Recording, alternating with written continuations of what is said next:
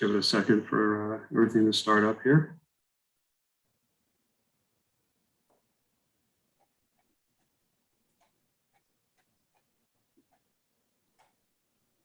All right. All right, well, I'll officially call the regular meeting of the Board of Trustees to order, and we will start with announcements. The first is a public hearing to consider a local law opting out of the licensing and establishing retail cannabis dispensaries and on-site consumption establishments in the Village of Irvington for Monday, October 18th, 2021 at 7 p.m. This is obviously our reaction to the public input we received, as well as our own work on the New York State cannabis laws. An update for the board. I spoke to the mayors. Obviously, Ardsley's already opted out. Hastings and Dobbs Ferry are actually leaning towards not doing anything and opting in. So we'll have two test cases very close by. So that's, I guess I'll make a motion. Does anyone else want to say anything about this? Or I don't think we really need an overview of it. I think it's pretty straightforward. But we expect to opt out of the New York State cannabis law, allowing dispensaries and lounges in Irvington. With, again, you can always opt back in, but you can never opt out if you don't before the end of the year. So I will make a motion to have the public hearing on October 18th. If I can have a second. Second. All in favor? Aye. Aye. Next is we have a check over $25,000. And Brenda, I think I just got this dropped off today. I think it wasn't in my packet over the weekend. So I will sign them and get it back to you guys. But there is it's for Tom Bougie Excavating Water Department line replacement and repairs from the Capital Fund for $33,775. And then the only announcement I have is we've gotten a lot of questions about Halloween. Basically, it's back to new normal. We ask people to be smart and, try to separate, especially if you're not vaxxed, wear a mask if you're not vaxxed, both the scary kind and the safe kind. But we are going to have the traditional events. We're going to have a Halloween parade. We're going to have the hayride down in Matheson Park. So we're pretty much back to normal. I know the bands have been practicing to have their performances off Main Street, which obviously is not a village-sponsored event, but it definitely adds to the festivities that day. So far, the only thing I've heard that is canceled is the cider house, the house that gives out cider. Actually reached out today to tell us that they decided not to give out cider this year because so many younger people that wouldn't be vaccinated come for cider. So they decided they're opting out of distributing cider. So we'll have to wait till next year to get back to the cider house. That's all I have for announcements. I don't know if anybody else has anything. Well, Brian, I'll just give a little more detail. The hayride is scheduled for October 16th from 6 to 8:30 at Matheson Park. The Halloween parade, as always, is on Halloween, October 31st, 4:15. And the Peter Kaoli Turkey Trot is November 21st.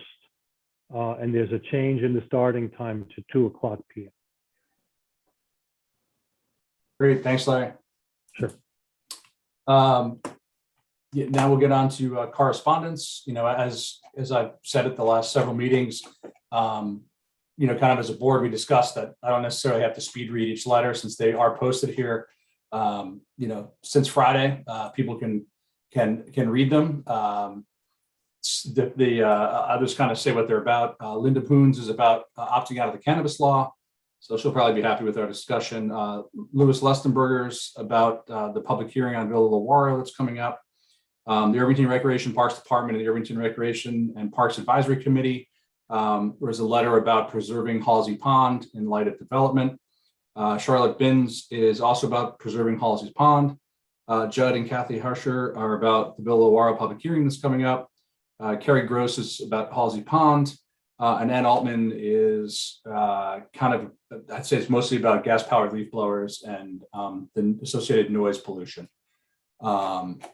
So that's the correspondence. Again, it's all posted there if anybody wants to read it.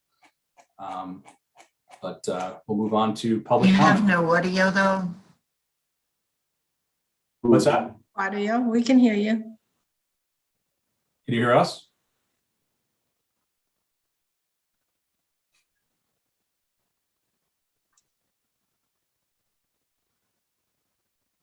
I can hear other folks. I heard you too, Janice, actually. Yeah, but now she's talking now. You can't. I think she just couldn't hear us, I think is the problem. But we could hear her. You might be texting. Yeah, so she'll call Larry Shopper. There it is. It's kind of fun. We can watch it in real time. Sorry, I'm not muted, but I have no audio. We can hear you now. Oh, no. Now you're muted. Let's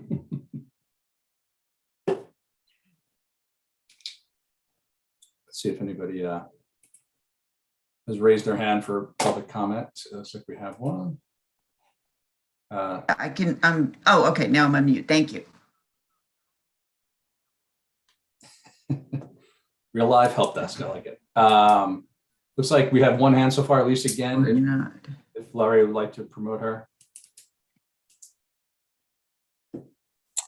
Good evening, Mayor Smith. Good evening, Board of Trustees. I just wanted to make a very brief comment urging you to take a look at the letter that I sent in today. It was a sign-on letter to help protect Halsey Pond, which at the time that I sent it had garnered, I believe, 231 signatures. And even since then, we've had an additional several people sign it. It was urging the board to kind of look closely at what this board can do to protect and preserve Halsey Pond in the face of an application to develop very close to the pond and in a way that, you know, a lot of us neighbors and residents of the village are concerned is going to have, you know, major environmental ramifications and huge impacts on the community's ability to enjoy a serene natural environment. So I'm not going to read the letter or restate everything it says in it. I just want to urge the board to take a close look at that. As I said in my email, we've also sent the same letter to the planning board asking them to do whatever's in their power. And perhaps there's a way for the boards to collaborate in this process to help protect Halsey Pond, because that's clearly an issue that is dear to the hearts of many in our community. So thank you very much for all that you can do. Thank you. Now, this, Janice is still troubleshooting. no, Lisa again is talking. We can hear you, Janice. Oh, now you're muted. Looks like we have either Judd and or Kathy with their hand raised. If Larry can promote them. This is Judd Harsher. Hey, Judd, how are you? I just wanted to just confirm that everybody, the trustees, had a chance to read the letter that Kathy and myself wrote. The one that's in the Yes. tonight. Yes. Okay, then that's good. And Brian, I heard you mention that just earlier that there was another work session coming up on Villa Luara. No. No. We had one previously. So what I didn't understand is that there was a work session for Villa Luara to present, but I think we need to put on the agenda a work session for the neighbors to speak. And then that way the neighbors and the trustees can have a separate work session similar to how Villa Luara presented to you, because we weren't able to join in during that work session. It was a one-way work session. Correct. Well, tonight they're not presenting, and you guys can say whatever you like, and then there's going to be another public hearing about it as well. That's when is the public hearing? Oh, is it on the agenda? It's going to be continued. Well, there's a public hearing tonight coming up, number 7 on the agenda tonight, and then there'll be another public hearing. I was going to talk about this when we got there, but Okay. There's a September 29th work session where we shared our concerns and, you know, hopefully many of the concerns of the neighbors and residents. And we kind of left it with them to come back with a, you know, new proposal. Hence, you know, I don't think they're presenting anything tonight because we haven't gotten anything new from them. But, you know, that's kind of the way the process will work. So when they're ready to come back with a new proposal, and we'll respond to it then. Okay. But tonight's really going to be just listening to neighbors and residents. Okay, then I'll wait till it comes on the agenda. Okay, Thank you. sure. Anything else that's not on tonight's agenda anyone wants to talk about? Otherwise, I'll buy some time and move on to the consent agenda. Any questions on the board on the consent agenda? Oh, Brian, I actually, my question related to your earlier statement. So there's just looking forward to the upcoming meetings. October 13th is an upcoming work session or regular meeting.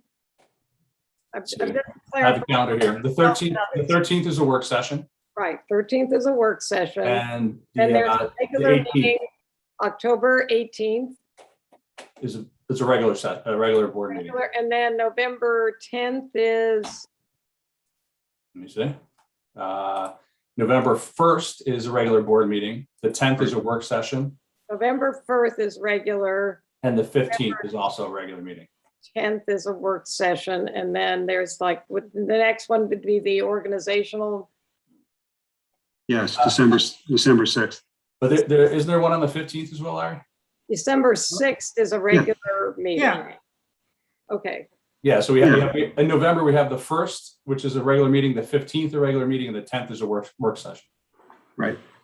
okay, all right, November 15th. Okay, so I'm just clarifying for myself and those in the audience who are wondering where you might have public hearings or not, and when there are work sessions. Thanks. Sure. So back to the consent agenda. Any questions on that? Otherwise, I'll make a motion to approve the consent agenda if I can have a second. Second, All in favor? Aye. Next, I'll make a motion to open a public hearing to consider a local law amending chapter 148 nuisances with respect to smoking.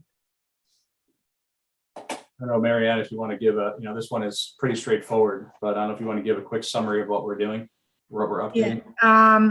Yeah, well, we defined smoking as including cannabis smoking and vaping, and this says that smoking of any of that stuff, or vaping, is not allowed in village buildings, parks. Yeah, public buildings and parks. Yeah, we had talked about expanding this anti-smoking rules further around the village, but I think we decided that we were trying to solve a problem that didn't really exist. Oh, and playgrounds. I knew there was a third thing. Playgrounds, parks, and buildings. Yep. Which they had already been banned, I believe, in parks and playgrounds. But we obviously added cannabis and we added vaping to make it clear. But it's not a crazy change that we made here. But I think we clarified somewhat, public building as well. So yeah, I just wanted to draw attention to one part of it, which I think the wording is important, and I think it's worth it's B in under 148-13 smoking B, prohibition: no person shall engage in smoking or vaping in or on the premises of any public building, playground, or park in the village. That's what it says. So everybody else on the I'm board. reading it. I'm just saying that it's, I think it's important for people to read all the places in or on the premises of that. Anyone else from the board? Otherwise, we'll open it up for public comment. We haven't received any correspondence on this.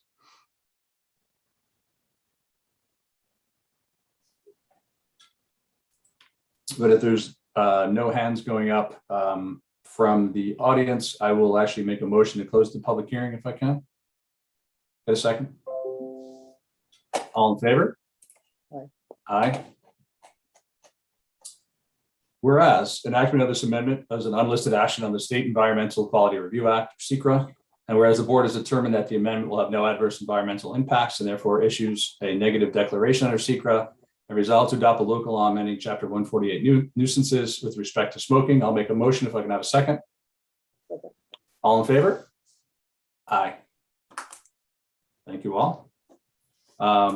Now, Judd, we will continue the public hearing requesting special permit for adaptive reuses of a historic building, 67 North Broadway, Villa Lawara.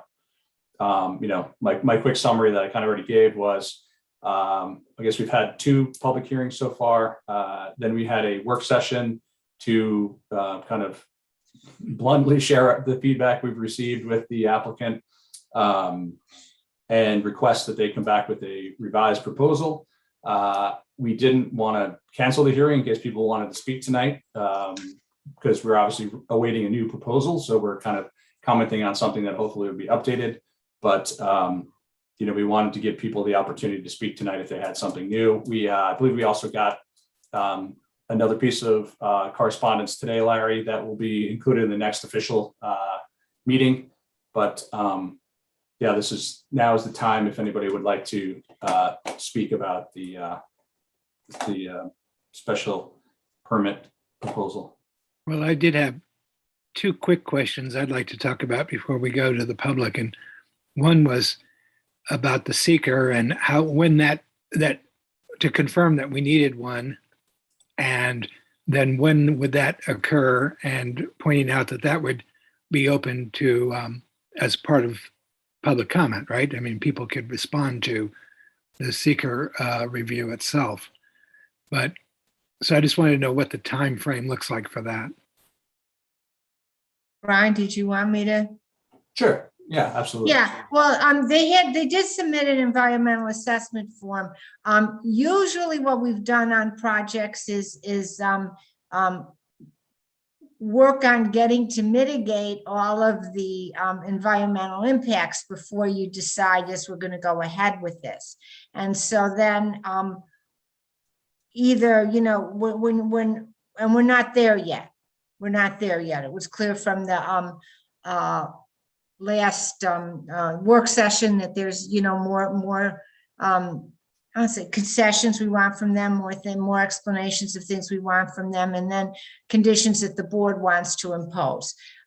Presumably, once those are imposed, you're comfortable that any negative impacts that you've identified will be mitigated. So at that point, it makes sense to go through the environment. The applicants recognize that the special permit is subject to SEQA, and the environmental assessment form was part of their original submission. I don't think it needs to be updated, but that was just the part one they submit. So the part two is the one that asks the questions. Could it have any impacts on this? Could it have any impacts on that? So you will do that.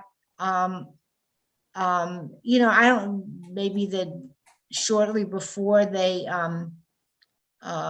before you decide to vote on the special permit.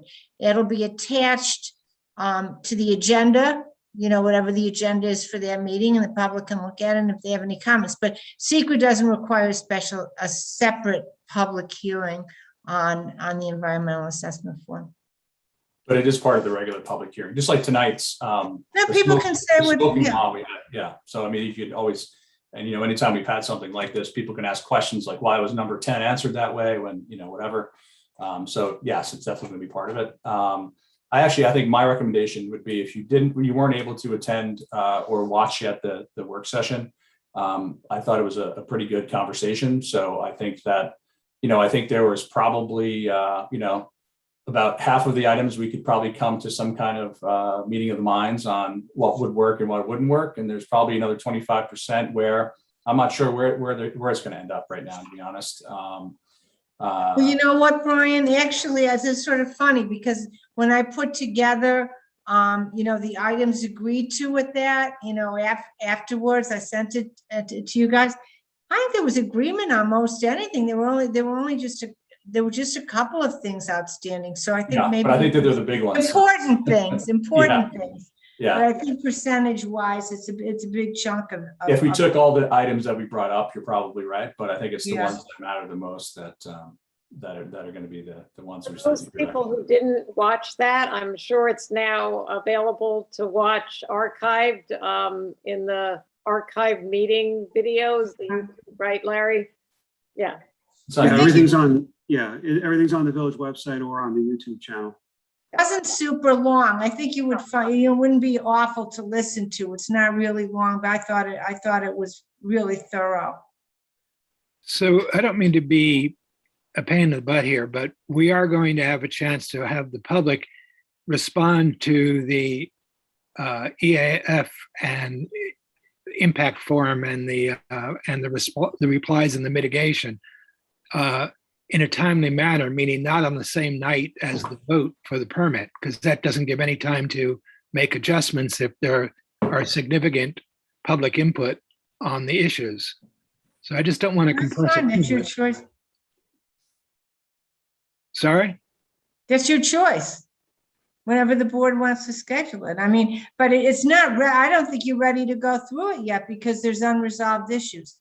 Right. And I just want to make sure that the forum actually has had enough public input that essentially that all the issues that come up. I mean, for instance, there was another issue that we should discuss, but I don't know what it means. In one of the letters, there was a discussion with that the, what do you call the outbuilding? That's Carriage House. Carriage House is partially on someone else's property. Now, I don't know what, I couldn't find that letter again, but I know it came in the last week. So maybe someone could refresh or talk about that. I mean, what does that mean in terms of, if that's really the case, how does that affect the special permit if the neighbor whose property is being impinged upon doesn't want to agree to let the carriage house be used for those purposes? I guess that's to you, Marianne. I don't know who else. I don't know. I haven't seen anything about that. I mean, that's certainly something I would bring to the attention of Villa Luaro and ask them to deal with it because they can't be seeking permission to do something that's not on their property. So I would throw that over to them. Did I just dream that, or was that really in a letter that came in the last week? Do you No, remember? I recall reading that as well. The letters that, I think it was the Harscars letter. Anyways, to me, that was a major red flag because I don't know what's going on. I don't know what that means and what the easement rights that were originally given mean or anything. But if it's like 5 feet onto someone's property, that's an issue. Well, I mean, I think the Villa Luaro people were copied on the Harshar letter. If you want, I can call their attorney and ask them to look into that and address it. If that is the letter, I tried to find it and I Yeah, couldn't. it's there. I see it. It says this is the letter, the September 30th letter from Judd and Kathy Harshar. The carriage house located at Villa Luaro is partially located on the property of 65 North Broadway, which is their property. A few feet of this structure was built on 65 North Broadway property. While the property setback of the carriage house is grandfathered, we oppose any adaptive reuse since it is located within a property setback. I'm not sure what that means. That's different than saying it's an easement issue. It's a setback issue. Yeah, essentially, I think the point is that it's so close to their property. Using the carriage house could be disruptive to them. That's my guess. But maybe Mr. Harshar is going to speak and he could address that. Well, just along that lines, because we saw the photographs being supplied in the video that was supplied with that letter. Ken, there is a part of this, I'm just asking, for information's sake, as part of the special permit, can there be a requirement to add screening? Yeah. If you want to, I mean, say if you're going to use it that way, then you have to. But I mean, that's the sort of thing that, you should raise with them. I mean, I guess also it might be better to, if you think it is issue and the board agrees, I mean, to let Villa Luaro know you want to do that. But since they're working on a revised application, just let me know and I can call their attorney if you want. But I'll take direction from you, the board.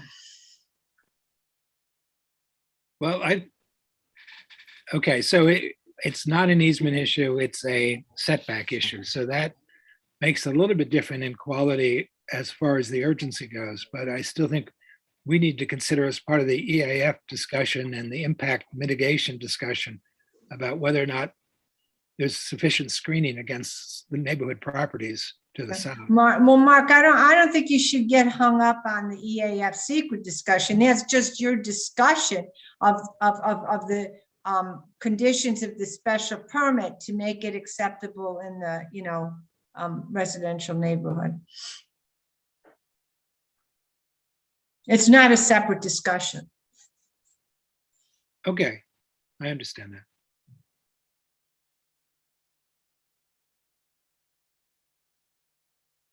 Should we open it up to public comment? Yep. It's like Ms. Rancic first up.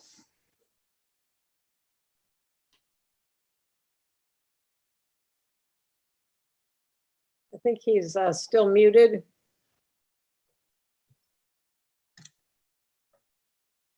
Good evening. How are you? Very good, thank you. So I'm a Villa Lavaro neighbor and a Fargo Lane resident. And I have to say that I do actually agree with Mark here. I reviewed the short form today, and it is an unlisted action, which means there must be a coordinated secret review. And actually all of our concerns that we discussed today and in the last meeting should be addressed at that time. The applicant states that the property meets certain standards of our zoning code, but how can we really know if the applicant does indeed meet these different subsections without a full secret review? We need traffic impact study. We need noise impact study. We need a review by fire department, by police department, by Westchester County Department of Health regarding COVID requirements. There are all of these reviews or studies that need to be done before we can really review this. In this regard, I think I have identified a few agencies, few involved and interested agencies: Village Board, DEC, New York State Department of Transportation, Westchester County Department of Health, Town of Greenberg, and I'm not sure if I'm missing anybody else. And the last point I would like to make is that the municipality has the authority to require the applicant to pay for all these necessary consultants and studies which are needed to review the full impact of the project proposal. Once we have all these studies, then we could address specific uses and see how to mitigate these impacts. That is how I believe firmly this should be done. And I think those are just some of the most important comments that I have for tonight. I don't think I should be speaking about a specific traffic impact or noise impact, which I believe everybody is aware because of the vicinity that I am in. I do think that should be done as part of a full secret proceeding. Thank you.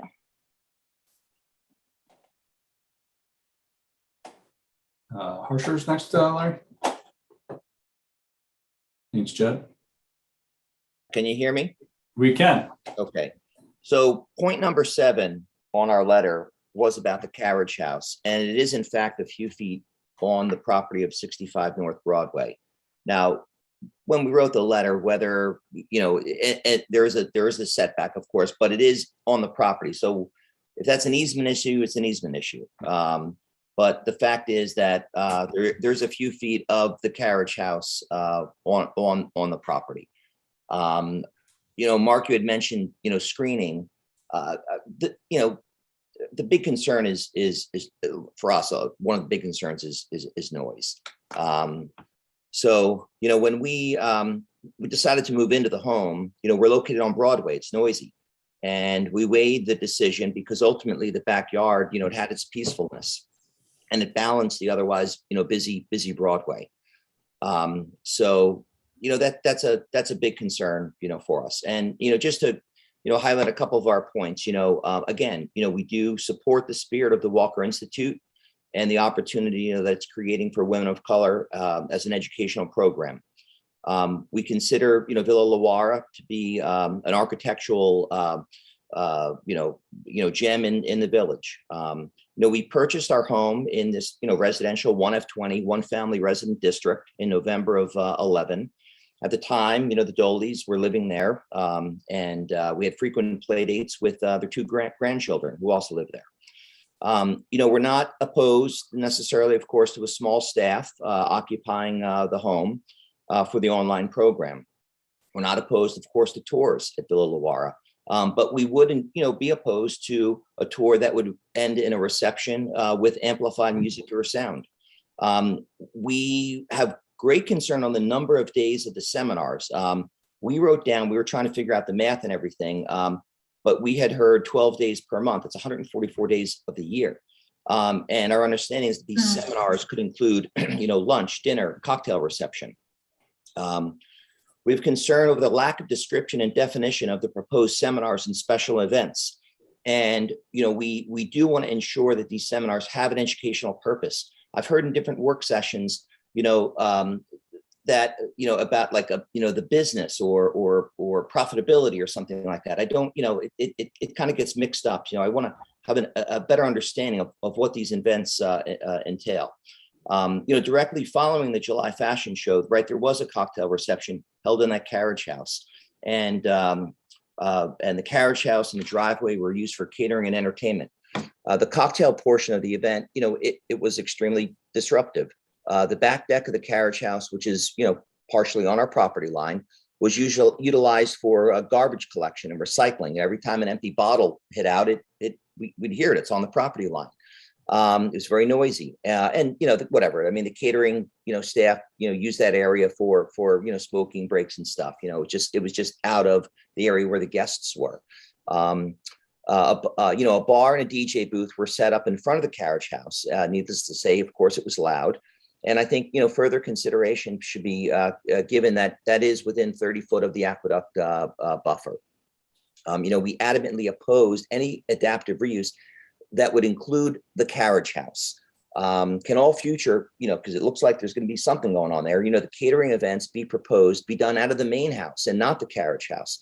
It is our understanding that there is a full kitchen located in the basement of the main house, and could that serve that purpose? We are opposed to any and all amplified music as part of the adaptive reuse. You know, per the 929 session, we understand that could potentially happen 144 days out of the year. Seminars up to 62 attendees and staff. I think that was part of what was sort of being discussed on 929. There's simply no way to control the noise. We strongly believe that the number of seminars could include dinner and cocktail receptions should be far fewer than 12 per month. Brian, that should be clarified. It was 1 to 2 per month. So 1 to 2? 2 per month was what they said. Probably 1, maybe 2. So they said 1 to 2 per month. So I think the number you have was how many there would be a year. Okay. All right.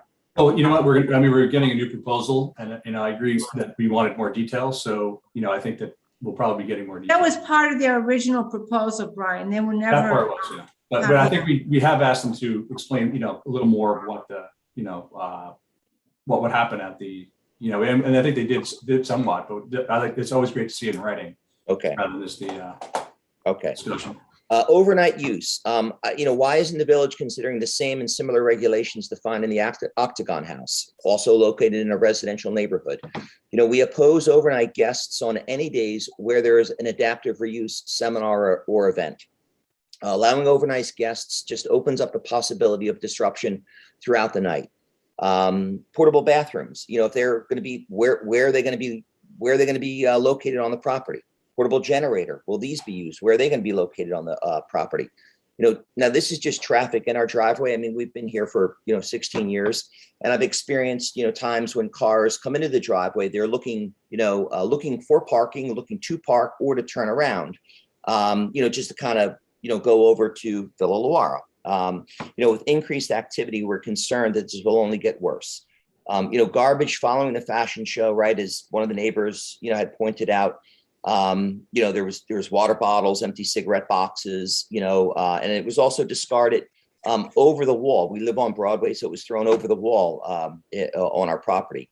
And there was garbage left on the sidewalks. And I guess, listen, I mean, we all want our property value to increase. And with concerns, if these seminars and events go through, like what's, it's going to be negatively impacted. So it's, it's of great concern to us. And we had a letter that my wife worked on today, and we submitted, and I think there were, 35 or 37 signatures on that. So it is a concern for the neighbors. Thank you. Thank you. Susan, Esther, Larry, Jesse Clinton. Jesse, I will tell you, we did get your letter today, and it'll be in the next meeting's official record. Excellent. Excellent. So, guess no need to rehash everything there, and appreciate everyone taking the time to read that. I guess my question is just like, well, I guess I'd just like to understand what the board's view is and why this is, why this is a good idea. Like what, I understand the whole vision is awesome, but maybe it just doesn't fit in a residential community. Like we can do it somewhere terrific, and then there could be a small portion inside Madam CJ Walker's house or something like that. That's like inside the house without people sleeping over and without catering, without all this stuff. I mean, we're talking about a residential place here. So I just was hoping you could, Brian, give me some guidance on, why this is, why this is something that you guys are thinking is a great idea. Well, I think that there's something special about having some of these events in this house. It had historically been that way. And it wasn't the Annie Pop House for a long time, which was a commercial use. So it's not completely out of the blue. But I do think that having, as, kind of Rich had talked about, 2 or 3 years ago when he first came in, having the end of the, kind of programming, celebration dinner there or something for the, a small group of participants and things like that seems like a great idea. I think people are inspired by the house, inspired by the story. So I think it can work. Do I think that we should have a 750 person production of a fashion show outdoors? That's probably not going to happen again. So I think that there's definitely things that can happen. It's a special place. And I think that its place in history is unique. And I think that can inspire people of this generation. So I think that there definitely could be uses that make sense for everybody, in my opinion. Is great. Gotcha. Is there a way to do that is similar to the Octagon House, is in smaller scale, where it's, we're not talking, I do. I think if the Octagon House had started off with like a 750 person party, they would have had the same kind. If we had never had the fashion show, I think we'd be having a very different conversation, because having 35, 40 graduates of a program come up for a day or two of seminars, probably not going to even know they're there most of the time. So I think that there can be a very successful programming here, and I think that the people that are involved in this, kind of from Rich on down, have heard the concerns. I frankly don't think that they even understood how big that the fashion show was going to be. That's why we weren't, they didn't tell us what it was going to be. So I don't think they had any idea.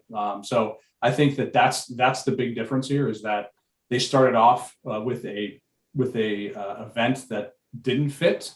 And that's what, I think the board and the neighbors and residents, that's what we now are considering, to me, which is kind of like the worst case scenario. So I think I can be convinced that there is a best case scenario that, utilizes the history of the house to, kind of inspire people, whether that's tours, whether that's, having events once or twice a month for a small group of people it's indoors. I don't think that that's going to be that disruptive. Right. So, okay. So, I mean, I'm actually very anxious to see the new proposal and, you know, where Right. that's come in.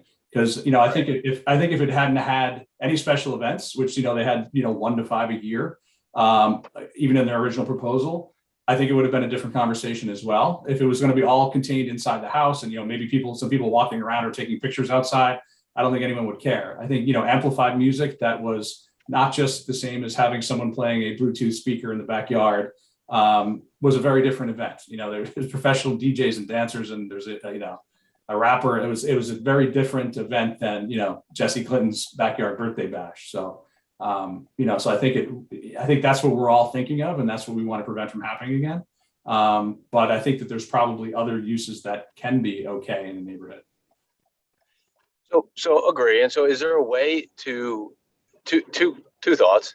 Is there a way to have some kind of, you know, trial period, seeing that this did happen the way it happened? I mean, I think that's kind of what, you know, both Connie and I kind of said was, it's almost like, you know, you have to start out small. So if we think that if, you know, let's just make up a number, there can hypothetically be 250 people on the property, and that wouldn't be a nuisance to anyone, just making up a number. Maybe we start at 125 because we want to make sure, you know, we just have to ensure that, you know, that there's not going to be an issue. And then if it's, you know, if it's 3 years from now and no one's ever complained, and, you know, the neighbors are like, it's actually been great, you know, then maybe it can go from, you know, 125 to 175 for the next year. So we actually, one of the things we thought we'd do is having a 1-year special permit. So that way, if it doesn't work out, you know, and it's like the 45 people is actually 85 people and it's loud, you know, it's up for renewal again. It's not just going to be done. And it's not like a rezoning that's going to be done forever. It's going to be much more controlled than that. Because, you know, special permits are renewable. And, you know, if you don't meet the standards of the special permits, it doesn't continue on. So. Gotcha. And is there any possibility that in this process, our neighborhood could be represented by, you know, if we could elect someone or 2 people to have to negotiate what we're comfortable with for this special, you know, time frame? Is that something that's a possibility? I mean, I think what would be, I mean, obviously talking here, well, we hear what you have to say, but I think it'd be smart if either the applicant reached out to you guys or vice versa. You know, I think that, you know, the contact information is there. And if you guys want to meet with them, I think that'd be a great step to work on something that, you know, can work out for the next 6 months or a year. And, you know, go from there. I think that if you guys sat down at the table and hashed out what you wanted and came back to us with a joint proposal, wouldn't that be perfect? Because there's not like a real, you know, it's not like there's a special board for special permits. The mechanism doesn't really work, but you know, obviously public comment here, but I think a side meeting with the neighbors and the applicant would be fantastic. Okay. I mean, I think at the end of the day, some of the numbers you're even mentioning here are like, from what I've heard, certainly for our family, are extremely alarming. You know, but if it's something inside, right, that's, you know, like you said, on a trial basis, once a month, once a quarter to start, and it's, you know, 40 people or something like that, and it's meaningful, and they're using the, you know, I agree with the fact that there's a ton of history there, and that it can be motivating. So, you know, but I think it's got to be tiny to start. You know? I've been to some pretty big parties at that house, you know, before the applicant owned the property, and there weren't any complaints. You know, like there was no outside music, there was, you know, minimal cars, you know, so I don't think people even knew that there was, you know, 100 people there. But, you know, that's, I think they have to kind of earn that trust back. But I think, you know, inviting you to come view the, you know, first couple, you know, someone from the neighborhood to view the first couple, whatever you guys want to try to work out together, that's great, you know, but, you know, it to me that there's something can work here, and that's what we have to try to figure out. Gotcha. Thank you very much. Thank you. Glenn Cashin.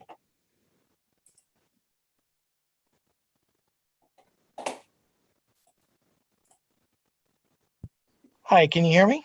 Hey, Glenn, how are you? Yep, we can hear you. Yeah, I'm well, Brian. Thank you. Mr. Mayor, Board of Trustees. I'm at 81 North Broadway. I signed on to that Hartzar's letter today after an incident over the weekend. This is a little foreshadowing, where a tour bus parked in front of my house at 7 a.m. on Saturday morning and discharged its passengers. Now, my master bedroom is in the front of the house on Broadway. Normally, traffic noise is a low din, but a tour bus pulling up in front of my house and parking there for 20 minutes or half an hour with people getting out of it is quite a different thing. And I think this is a very interesting conversation. I agree with some of your points, Brian, but some of them I don't. And the thing is that the attorneys for Villa Lawaro can promise everything in the world and say that things aren't going to happen, but I think this underscores that they really don't have control at the end of the day on a lot of the elements that they're proposing. A tour bus driver parking in front of my house and idling his engine, okay, how does he know where to go, right? Directions get lost, instructions are not followed. And yeah, this is kind of a petty thing right now. I wouldn't normally complain about something like this. But I think as this process unfolds, the neighbors around Villa Lawaro are going to see this as more of a regular occurrence rather than an anomaly. I think if you look at this proposal and you remove the historic factor of the house, you remove the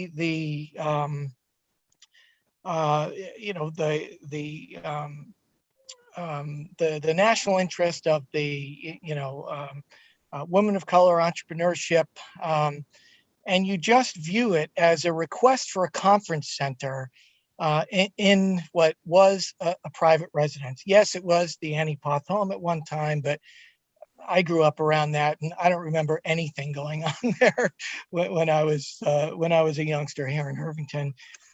Very quiet place. Regardless,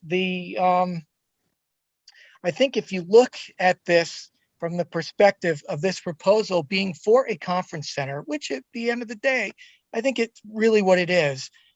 That idea was roundly dismissed when it was proposed on the rezoning issue on the northeast side of Broadway, the North Broadway mixed-use corridor, boutique hotels, conference centers, everything was rejected, and it boiled down to it just being a residential property, which I was opposed to the scale of that, but at the end of the day, it's a residential property and it kind of fits, even though I think the scale is a bit off the charts. But I think if you view the Villa Lawaro proposal for what it really means to the neighbors around there, for 100 years plus, the zoning around Villa Lawaro has been residential, single family residential, with some rare exceptions for these special use permits. What they're proposing is just out of scale, and noise, traffic. There are lots of things in this that are uncontrollable. And as much as we can ask them to promise X, Y, or Z won't happen, it's going to happen. And it's going to happen more frequently than anyone wants it to. And it'll always be an apology. And I was happy to hear that there's an expiration date on a special use permit where things can be revisited. And the previous caller's comments, I would say that issuing a special use permit on a very scaled down basis to give this thing a trial run would be the way to go. I think we all want to see what is being proposed succeed. It has merit, it has importance. I think we all recognize that. Nobody's trying to shoot this idea down on its merits. It's just the reality of the situation is that it's in a residential neighborhood on a very busy street, and things are going to happen that are out of anybody's control. So on that note, I thank you very much for the opportunity to comment, and good night. Thanks, Glenn.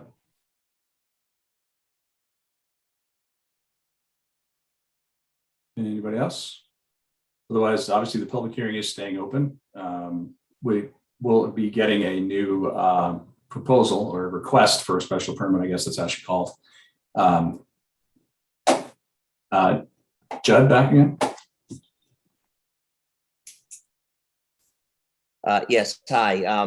We just wanted to provide some clarity on the numbers. Our understanding that if they have 1 or 2 proposed seminars, those seminars are each 3 days. Now, I know that they're coming back with another proposal, but, so that's, 6 days out of the month, or at 72 days out of the year. So just some clarity on what we are understanding. But I do, as I'm told, there's a new proposal coming back. And Brian, I just wanted to go back to something that you had said a few minutes ago, which was on, the Pyre Moss, where, they had no idea of how many people would be there. And I was not aware of the film permit for 75 people, but, they were, and listen, it was as a one-off event, like that was a unique experience, right? But they had seating for way more than 75 people. So for you to say that they had no idea that there would be that many people there, I just don't get it. And that's like sort of my concern, which is if you allow this, like what's the slippage? What are the controls that are there?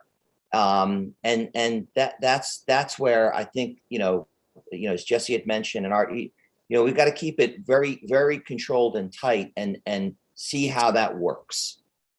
That's it. I also should clarify, no, they're not necessarily 3 days. They said 1 to 3 days. Okay. So a while will be 1. So the numbers aren't that high. Okay. Okay, thank you. You have a call-in user, Larry?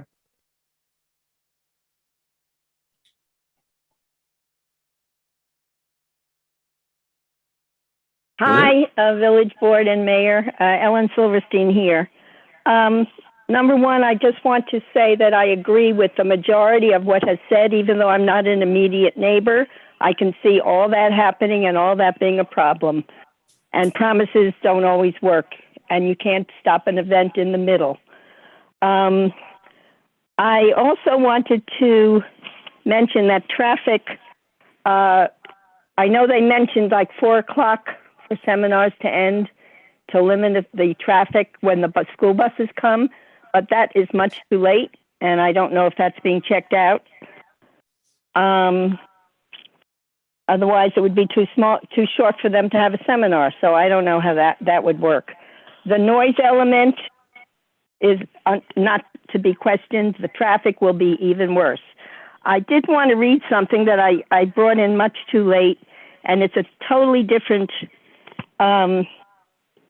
piece of information that Connie had actually mentioned at one of the previous meetings, and it had crossed my mind too. And I came upon, again by accident, a plaque that is at Lyndhurst about Madam Walker and the Lyndhurst Helen Gould. I'd like to read the last paragraph, and if anyone else wants the whole thing, Brian has a copy. The last paragraph reads, Madam Walker and Helen Gould opened their grand homes here on the Hudson River as a place of instruction and monuments to progress. They provided women of all races and religions and opportunities to learn a skill from which they would not only earn a profitable income, but also be self-reliant. Walker and Gould envisioned these economical successes would lead women as community leaders and agents of change. Now, what's interesting is that this was the the project was funded by the African American Cultural Heritage,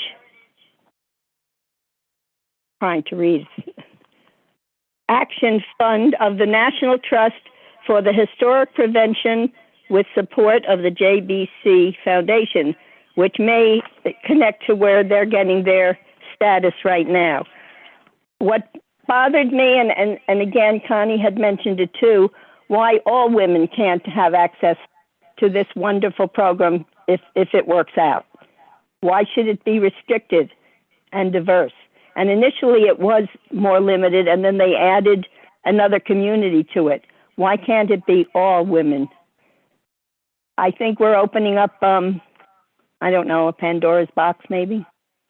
Anyway, thank you for listening, and please listen to these people who live in the area. The traffic will be horrendous. And I don't know how you could even think about 150 people there. Maybe on Taxter Road where there's huge acres of land, but not there and not on Broadway.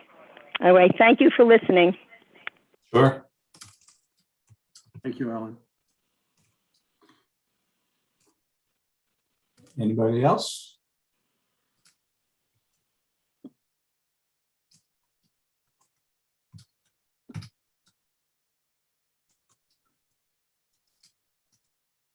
All right, looks like that's it.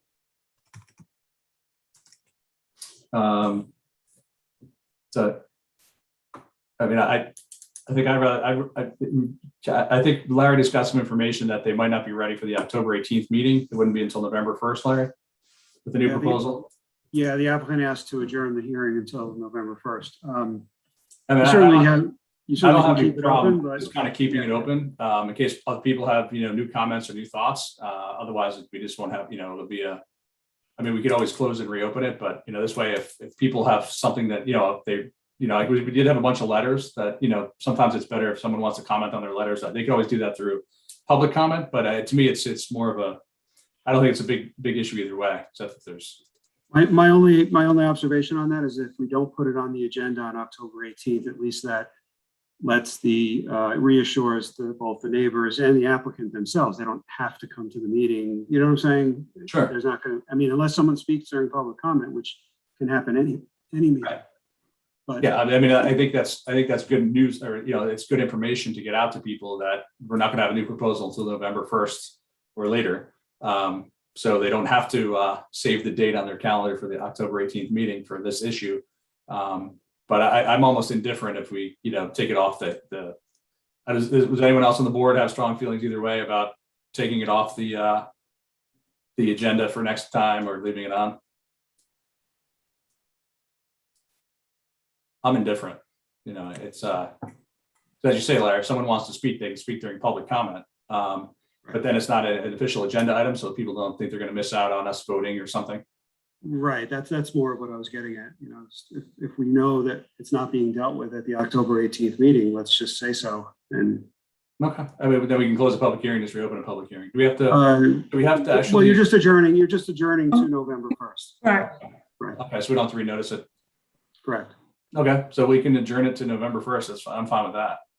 And obviously, if someone from the public or the applicant wants to speak at the next meeting, they can. It just won't be a public hearing, and we're obviously not going to vote on it. Okay. The next item is a approval of a conservation easement at 34 Lewis Road. Did you want to give us the background on this, Larry, or? I can quickly do it, and I know Marianne has some more information as well, but unless you're prepared, Marianne, it's up to you. Well, yeah, I can do it, Larry. This was it came up, I think, at the end of 2020, when the planning board had an application to take down the house at 34 Lewis and build a new house. And the issue of, protecting the area along Halsey Pond came up. And I don't remember whether the planning board required it or the applicant volunteered a conservation easement.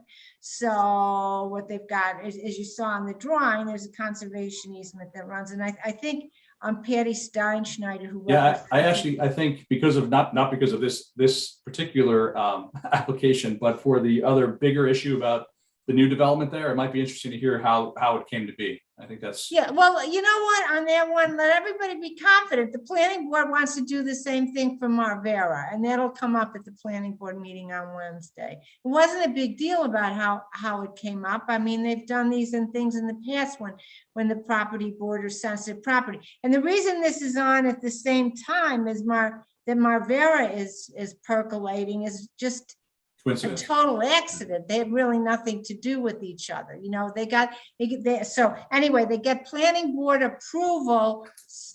One of the conditions being this conservation easement, and it was subject to the conservation easement. Just took a time to get it drafted and whatever. So that's why it's here. But you know, for the details of what area it covers, I'm not sure. Patty Steinschneider is on. He was the Yes. applicant for that that application. He was the firm representing that applicant, and so he could answer those questions. But that's how it came to be. It was, you know, the board wanted to make sure that land along the Halsey Pond Park was protected. And again, I don't remember whether they volunteered it or whether, you know, the planning board asked for it. It was never a big issue, you know, about whether there'd be a conservation easement or not. It, you know, showed up at the next meeting. So did it answer that everybody's question? I mean, we want to bring Patty up to it. Yeah, I'm going to bring him up as a panelist. So in case he has anything he wants to show, he can show it. Explain where it is. Yeah, hold on 1 second.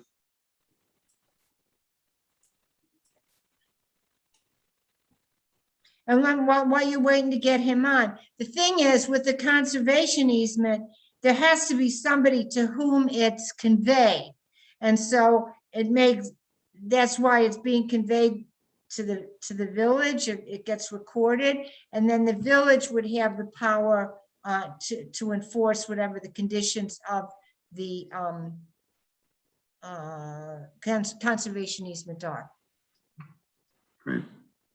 Evening, Pat. Good evening, everybody. Thank you for having this on your agenda. Yeah, I think the simplest way to explain it was we all were aware of the sensitivity of this property. The planning board, you know, they didn't need to tell us about that. We anticipated it. But at the same time, they did very good due diligence in protecting what the interests of the village are. So we felt there's something more than just relying upon the zoning ordinance. The zoning ordinance is pretty restrictive in terms of what you can do in what we've identified as a conservation easement, but making it just one step further defined and giving the village a real, even more of a say over what happens there. It just seemed to be a good idea for everybody. The owners of the property, they love the position relative to Halsey Pond. Catherine Devens grew up in this house, or actually the house that's on the property. So she has got, you know, taken it from the estate, and she's the existing house is totally shot. So the idea is to take that down to build a new house. And the idea is to have the conservation easement be an additional protection, both to the pond itself, to the wetlands that are a little bit to the south of this property, and also to the Halsey Pond right of way. If you want, I can share a screen, but it's really up to you if you want to take that kind of time. Yeah, I'd like to see the area that it is. You should be allowed to share your screen, Pat. Yep. Are you seeing anything? Not yet. There, yep. Okay, so this is so teeny, I don't know if it's going to show up well enough, but in terms of where this is, over here, here's the outline of the pond. Here's the outline of the property at 34 Lewis Road. Here's Palliser Road where it comes in. And then you've got Lewis Road over here. One of the things that's very challenging with this property is that its address is 34 Lewis Road. So when people put that into their map finder, they end up over here someplace and can't get to the property. It's really accessed by Palliser Road. Here's the Castle Road, that was built years ago. My understanding by the same people who are talking about doing the development on the other side of the access to the pond. If I zoom this back out a bit, so here is the outline of the house sitting in the property. We're set back substantially from all property lines. The green is the conservation easement itself. It turns out it's about just a little bit more perhaps than half an acre that we're making the conservation easement. We've had conversations with the neighbors. The neighbor to the, I guess it's to the east, who right now has the existing house very close to his property, was actually very supportive of this application. He appreciated that we were sending it down lower, did a very horizontal house so it doesn't feel like it's looming, and actually took photos from his property so that we could make sure that we weren't going to block his views of Halsey Pond. And that's part of the conservation easement concept too, to have a very solid landscaping plan alongside the edge of the boundaries to the pond. What I just put up is part of the landscaping plan. Maybe I'll back that out just a little bit so you can see. Here is the access to Halsey Pond. The landscaping here is remarkably well worked out. The village landscape architect put a lot of time and attention to this property and identified a number of trees that, in her opinion, really should come out. It wasn't in our way. It wasn't necessary to do that for what we wanted to build. But those trees that were invasive and inappropriate for this forestry, they've been designated as being removed. And a very lush planting plan has been approved by the planning board. All native woodland material, all very carefully selected, and a buffer that should give privacy to the people walking to and from the pond. You'll still be able to see the house through the trees, but also gives the residents in the house a sense of privacy from people walking back and forth, from the street to the pond. So if you have any questions. Yeah. Patty, what's the width of the buffer? What we did is we set it as 40 feet everywhere. So it's 40 feet along the Halsey Pond access, and then it's 40 feet coming up along the south property line. Thank you. And we're, in a way where it's like the 40 is the 40. We've actually set up our setbacks so that we're compliant from, roughly from the edge of the easement. So we're treating the easement as almost as though it was the property line and setting back from that.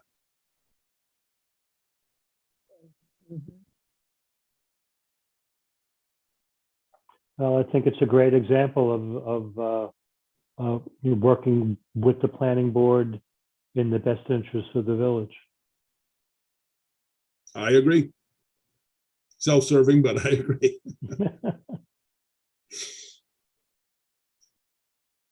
Anybody else have questions?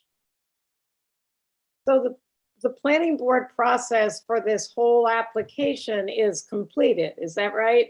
That's Yeah. good. Yeah. It was done at the end of December. It just took a while to, I think he's probably getting ready to finish up on the project and wants to see a vote, so just making sure everything's done. But also we were back and forth a little bit on the conservation easement. There were some changes that needed to be made and stuff. So the discussion of the walkway or pathway to the pond, this is a different pathway than the pathway that is involved with the Marvera possible development, or are there two different pathways we're talking? No, it's just the other side. It's the other side of the side of pathway. Yeah. It's the other side of it, meaning the pond? No, other side of the The walkway. other side of the pathway. Exactly. Okay. Right. sorry. There have been two pathways that we've talked about, kind of commonly as it relates to Halsey Pond. There's the straight entrance pathway, which is what this is, the entrance off of Palliser. And then people also talk about the pathway that encircles the pond. And the Yeah, I pathway mean- from Harriman or from Broadway and Clinton. Yeah, Hamilton and Yeah, Hamilton. Hamilton. But no, but I'm just saying that there's a pathway that encircles the pond, and that's Yes, one of that we've course. heard comments about from the public as it relates to the Marvera project. Right. So there's two separate pathways, if you will, that we've had conversations about. This one happens to border the entrance pathway, the straight entrance pathway off of Palliser. Too, but I guess I'm also thinking about where the dam and the spill off and the direction towards Broadway. So That's the opposite. That's the opposite side of Halsey compared to this. okay. Yep. Any other questions?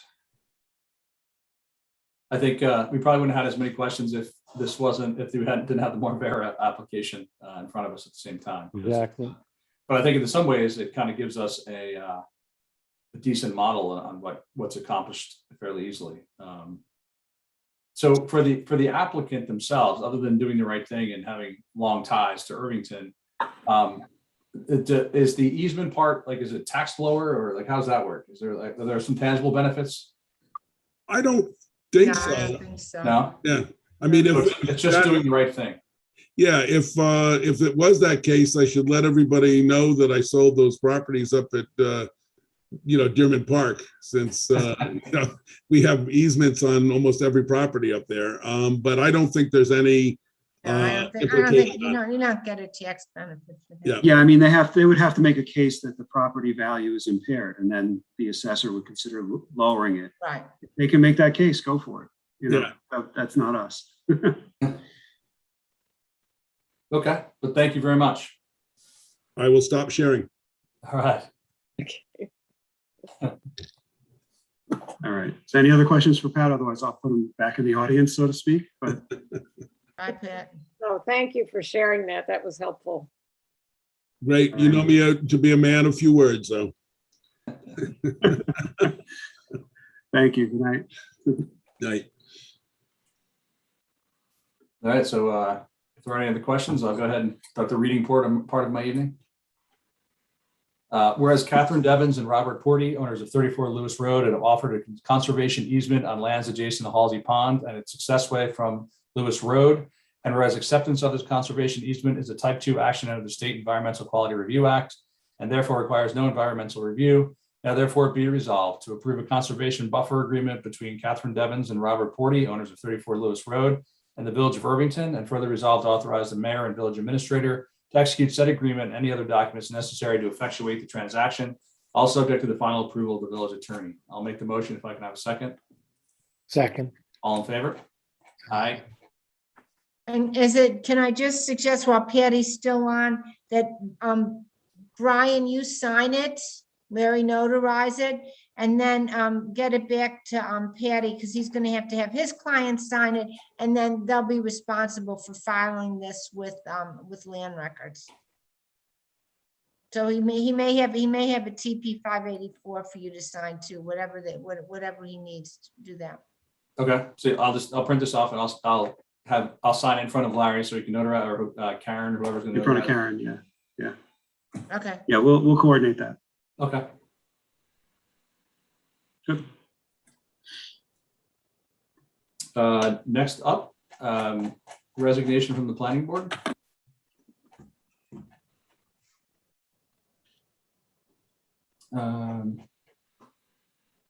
Resolved to accept with regret the resignation of George Boyle from the planning board effective August 3rd, 2021. Obviously, George Boyle has been a very long-term volunteer on the planning board. So we'll thank him for his service. And with that, I'll make the motion if I can have a second. Second. All in favor? Aye. With regret. Next up is approval of the fire company fundraising letter. I don't think there are too many differences from last year. So Very, very similar. I will actually, I'm going to actually ask for someone to make the motion because I'm technically still a member of the fire company. So resolve to approve the fundraising letter from the Irvington Fire Company, Inc. Can someone make a motion? I'll make the motion. Can someone second the motion? All in favor? I'll abstain, Larry. I think it's a big deal, but next up is reports of boards, standing committees, and officers. Trustee liaison reports. We'll start with Mark. I don't have anything at the exact moment, but thank you. All right, Larry? One quick second. Okay. We're excited to report a tremendous weekend on the grounds of the O'Hara Nature Center. The joint sponsorship of EcoFest was just great. Both days had a great turnout, and the volunteers and staff did an outstanding job, with special thanks to Greg Allen and CJ Riley. The splash pad at Matheson Park is closed for the season. We have completed the complete replacement of the pad, and it is set to go for next season. In addition, all of the cedar posts that support the fencing around the playground have been replaced with black sleeves. If you're interested in sponsoring the bench at Matheson Park, please contact Laura Copeman. Sponsorship is either $2,000 or $2,500 for a bench with a brass plaque installed below the bench. We will also be planting new native trees in Matheson this fall, and there are some available for sponsorship. The cost is $1,700 per tree. Contact Laura Copeman for information. Matheson Park will be closed to the public from 7 a.m. until 5:30 p.m. because of the preparation for the hayride on the date of the hayride, which is October 16th. There are many great programs available for people of all ages online, and please consider joining. And one last note, the Teenscape off-season trip sponsored by IASC and CAB heads to Boundless Adventures on November 2nd. If your child is interested, we're taking a wait list online at the online registration site. That's it. Great. Connie? I don't have any report tonight. Janice? You're on mute, On Jen. mute, Janice. That's me, not the assistant. The fire department had a very good annual inspection. And in October, there will be a program on mask confidence and fire attacks. They also celebrated or marked 3 important occasions, celebrating 61 years of former Chief Joseph Mastropietro. The Chief's Award, also known as the Firefighter of the Year Award, this year went to Joseph Kimmel, and the Lieutenant's Award went to firefighter Josh Barilas. The school district is finalizing plans for weekly COVID testing, and unfortunately had to cancel the homecoming game and parade because too many of the other team's players were sidelined because of COVID. They're seeking another activity to emphasize school spirit and getting through that. The library is first in-person story time. There were 4 toddlers enjoying themselves. Registration is required because they're trying to do this inside, so please check the library website. Also, programs coming up include David Sibley, What It's Like to Be a Bird, How Lucille Ball Became the Most Powerful Businesswoman in Hollywood, and an in-person program on demystifying Medicare and healthcare coverage for seniors. So this and everything else is available on the library website. There's always something going on, so do check. That's it. Great. Next, we have the village administrator's report. Nothing tonight, but I do have a matter in executive session board. Village clerk treasurer's report. Nothing tonight. Village attorney's report. Only to say, because since there is this interest in the Marvera application, the Castle Road application, it's on the agenda of the planning board on Wednesday night, and there'll be a pretty extensive discussion. This coming Wednesday. Night after tonight, yeah. Okay. Thanks for that. We'll go back to public comment, Larry.